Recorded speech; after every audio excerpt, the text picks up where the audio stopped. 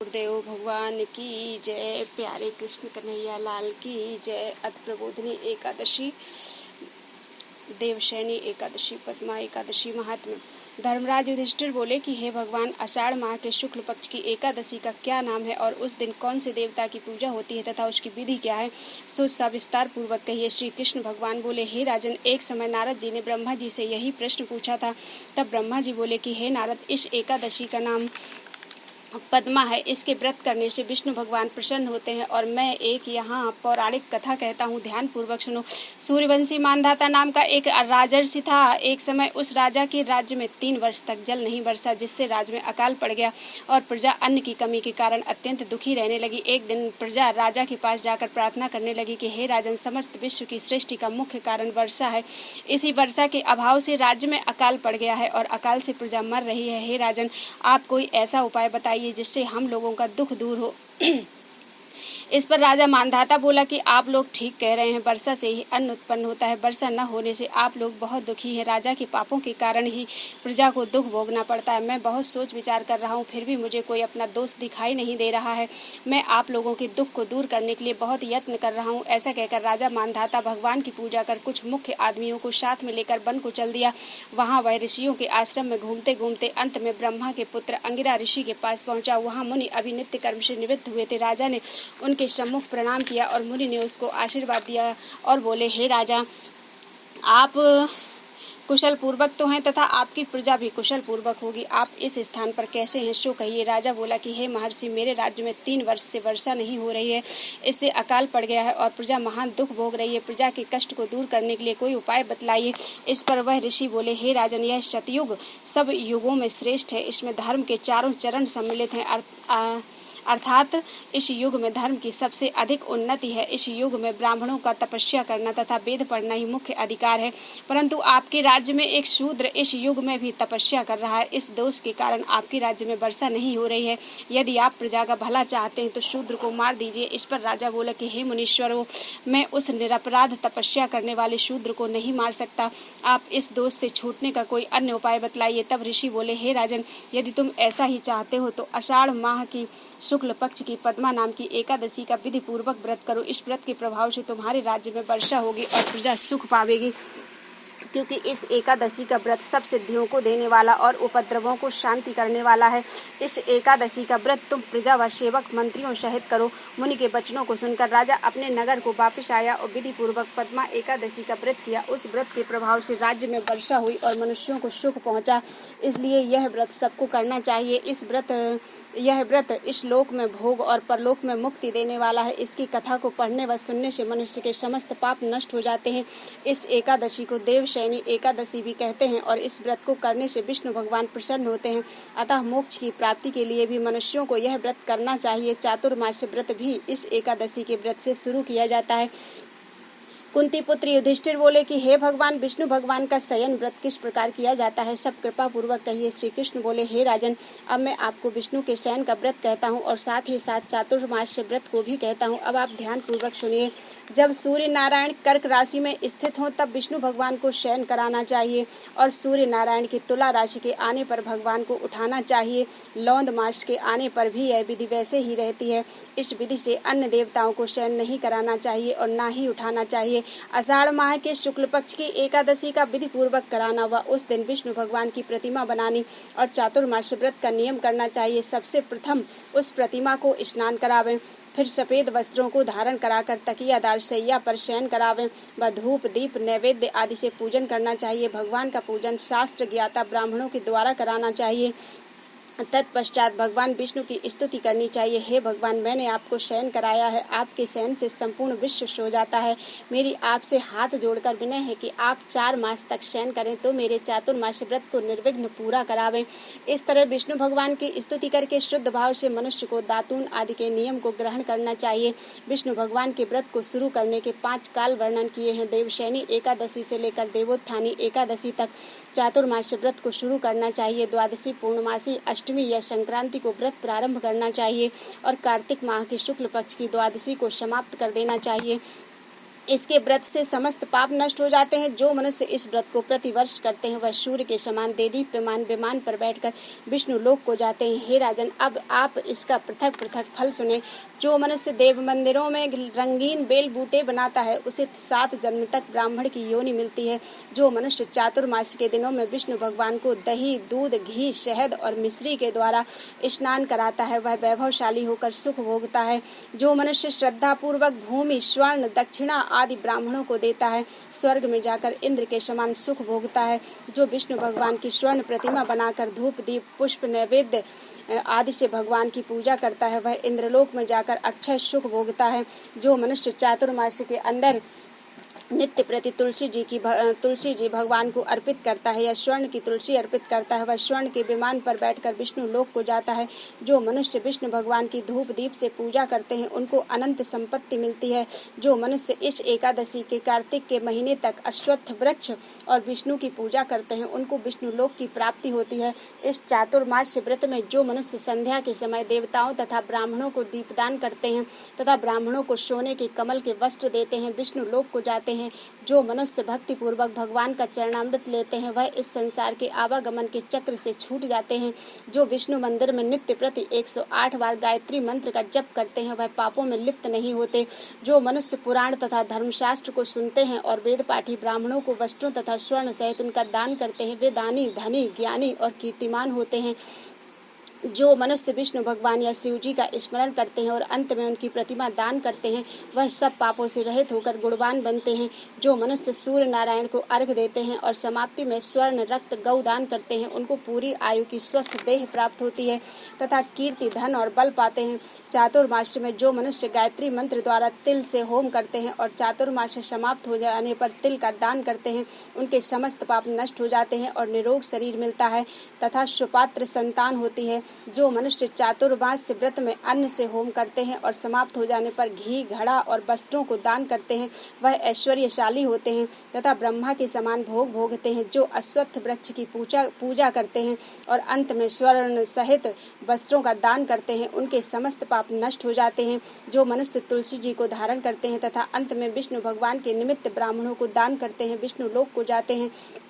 जो मनुष्य चातुर्मास व्रत में भगवान के शयन के उपरांत उनके मस्तक पर नित्य प्रति दूध चढ़ाते हैं और अंत में स्वर्ण की दूर्वा दान करते हैं तथा दान देते समय जो इस प्रकार स्तुति करते हैं कि हे दूर्वे, जिस भांति इस पृथ्वी पर शाखाओं और छोटी शाखाओं सहित फैली हुई हो उसी प्रकार मुझे भी अजर अमर संतान दो। ऐसा करने वाले मनुष्य के सब पाप छूट जाते हैं और अंत में स्वर्ग को जाते हैं। जो शिव जी का विष्णु भगवान के देवालय में गान करते हैं उन्हें रात्रि जागरण का फल मिलता है। जो मनुष्य चातुर्मास व्रत करते हैं उनको उत्तम ध्वनि वाला घंटा दान करना चाहिए। घंटा दान करने के उपरांत उसको भगवान की इस प्रकार स्तुति करनी चाहिए, हे भगवान, हे जगतपति, आप पापों का नाश करने वाले हैं। आप मेरे करने योग्य कार्यों को न करने और न करने योग्य कार्यों को करने से जो पाप उत्पन्न हुए हैं उनको नष्ट कीजिए।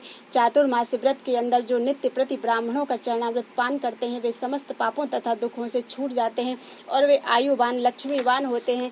चातुर्मास व्रत के समाप्त हो जाने के बाद 2 गौ दान करना चाहिए। यदि गौ दान न कर सके तो वस्त्र दान अवश्य करना चाहिए।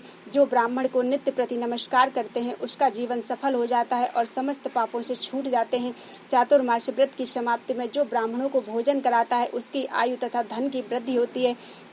जो मनुष्य अलंकार दक्षिणा को दान करते हैं वह चक्रवर्ती, आयुवान, पुत्रवान राजा होते हैं और स्वर्ग लोकों में प्रलय के अंत तक इंद्र के समान राज्य करते हैं। जो मनुष्य सूर्य भगवान तथा गणेश जी को नित्य नमस्कार करते हैं उनकी आयु तथा लक्ष्मी बढ़ती है और यदि गणेश जी प्रसन्न हो जाएं तो मनवांछित फल पाते हैं। गणेश जी और सूर्य की प्रतिमा ब्राह्मण को देने से सब काम की सिद्धि होती है। जो मनुष्य दोनों ऋतुओं में महादेव जी की प्रसन्नता के लिए रूपा दान करते हैं या जो प्रतिदिन तिल और वस्त्रों के साथ तांबे का पात्र दान करते हैं उनके यहाँ स्वस्थ, सुंदर, शोभक्त पुत्र रत्न उत्पन्न होते हैं। चातुर्मास व्रत की समाप्ति पर चांदी पात्र या तांबा पात्र गुड़ और तिल के साथ दान करना चाहिए। जो मनुष्य विष्णु भगवान के शयन करने के उपरांत यथाशक्ति वस्त्र और तिल के साथ स्वर्ण दान करते हैं उनके समस्त पाप नष्ट हो जाते हैं और इस लोक में भोग तथा परलोक में मोक्ष दोनों प्राप्त होते हैं। जो मनुष्य ब्राह्मणों की धूप पुष्प से पूजा करते हैं और अन्न वस्त्र दान देते हैं तथा चातुर्मास्य व्रत के समाप्त होने पर सैया दान करते हैं, उनको अक्षय सुख मिलता है और कुबेर के समान धनवान होते हैं। वर्षा ऋतु में जो गोपी चंदन देते हैं उस पर भगवान प्रसन्न होते हैं और इस लोक में भोग तथा परलोक में मुक्ति पाते हैं। चातुर्मास्य व्रत में भगवान के शयन करने पर गुड़ अथवा शक्कर का दान देते हैं और व्रत के समाप्त हो जाने पर इस प्रकार उद्यापन करते हैं। 4 पल या 8 पल वाले तांबे के 8 पात्र या 48 पल का एक तांबे का पात्र लेकर उसमें शक्कर भरकर तथा वस्त्र फल दक्षिणा सहित ब्राह्मण को देना चाहिए। शक्कर सहित तांबे का पात्र सूर्य को प्रिय है, इससे मनुष्य के समस्त रोग नष्ट हो जाते हैं। उसके दान के प्रभाव से बलवान कीर्तिवान संतान उत्पन्न होती है जो मनवांछित फल देने वाली है। हे कुंती पुत्र, इस चातुर्मास्य व्रत को करने वाले मनुष्य गंधर्व विद्या में निपुण और स्त्रियों को प्रिय होता है। जो मनुष्य चातुर्मास्य व्रत में ब्राह्मणों को शाक फल आदि देते हैं और अंत में यथाशक्ति दान दक्षिणा वस्त्र आदि देते हैं, वह सुखी राजयोग बनते हैं।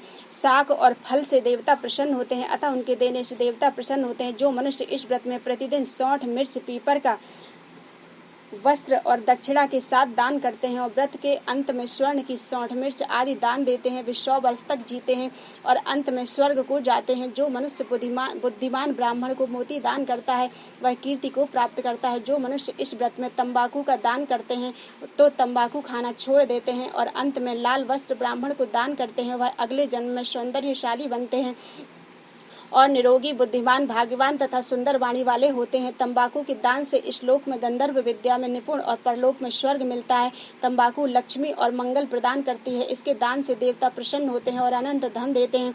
इस व्रत में जो मनुष्य लक्ष्मी या पार्वती को प्रसन्न करने के लिए हल्दी का दान करते हैं, अंत में चांदी के पात्र में हल्दी रखकर दान देते हैं, वे स्त्रियां अपने पति के साथ और पति अपनी स्त्री के साथ सुख भोगते हैं। इससे इन्हें सौभाग्य, अक्षय धन तथा सुपात्र संतान मिलती है और उनकी देवलोक में पूजा होती है। इस व्रत में जो मनुष्य शिवजी और पार्वती जी की प्रसन्नता के लिए ब्राह्मण स्त्री पुरुषों की पूजा करते हैं तथा दक्षिणा वस्त्र स्वर्ण आदि दान करते हैं और व्रत के शुरू में शिवजी की स्वर्ण की प्रतिमा दान देते हैं, गौ और बैल दान व ब्राह्मणों को मीठा भोजन कराते हैं, उन्हें संपत्ति और कीर्ति मिलती है और इस लोक में सुख भोग कर अंत में शिवलोक को जाते हैं। जो मनुष्य फल का दान करता है और व्रत के अंत में स्वर्ण दान करता है, उसके सब मनोरथ सिद्ध हो जाते हैं, सुपात्र संतान पैदा होती है। फल दान से इन्हें नंदवन का सुख प्राप्त होता है और जो मनुष्य उस व्रत में पुष्प दान करते हैं उन्हें श्लोक में सुख मिलता है, परलोक में गंधर्व पद मिलता है। इसमें वामन भगवान की प्रसन्नता के लिए ब्राह्मणों को दही युक्त भात खिलाना चाहिए या यह नित्य न हो सके तो 8 अमावस्या, पूर्णमासी और प्रत्येक रविवार या शुक्रवार को खिलाना चाहिए।